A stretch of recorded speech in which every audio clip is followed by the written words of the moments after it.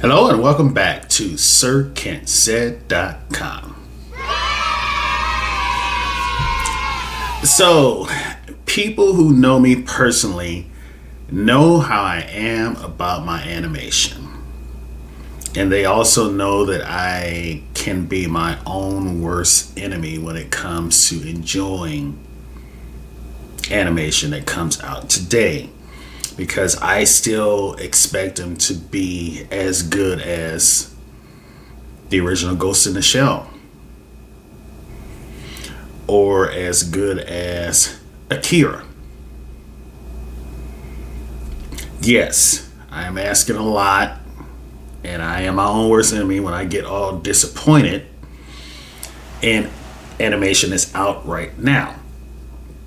Which brings us to Killer of Killers, a animated series of short films that tells the story, 3 different versions of predators that have been hunting on Earth since the Viking days.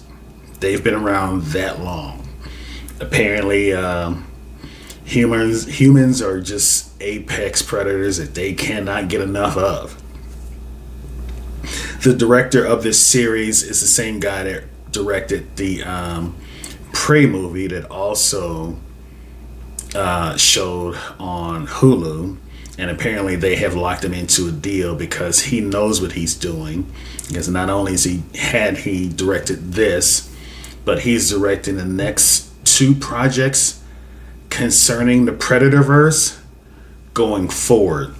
And I say that's a great idea because Prey, his attention to detail and authenticity in a science fiction horror genre was outstanding. That movie was shot on a real reservation in British Columbia, and with the exception of the French hunters, the entire cast was First Nations.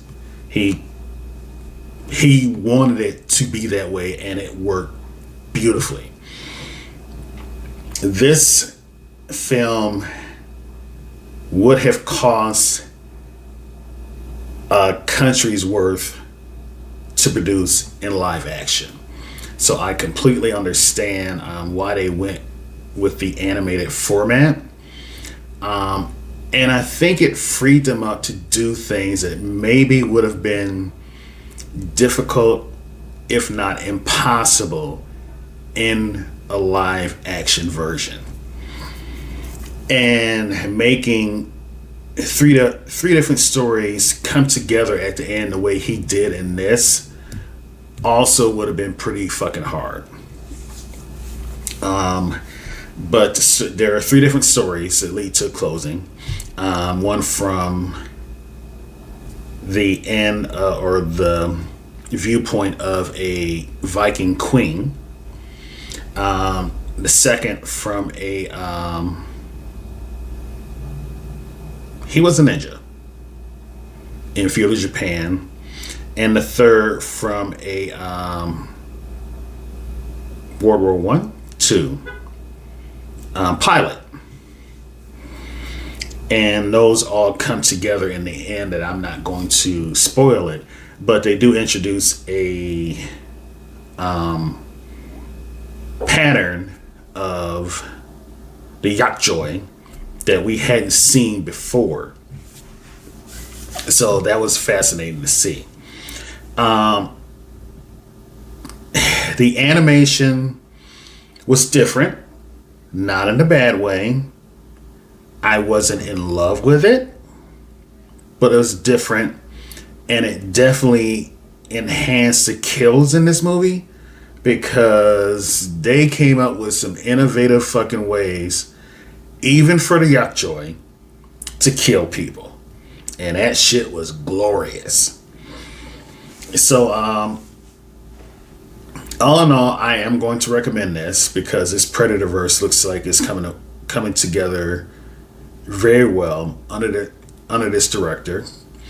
The only bad thing about it is it's on Hulu.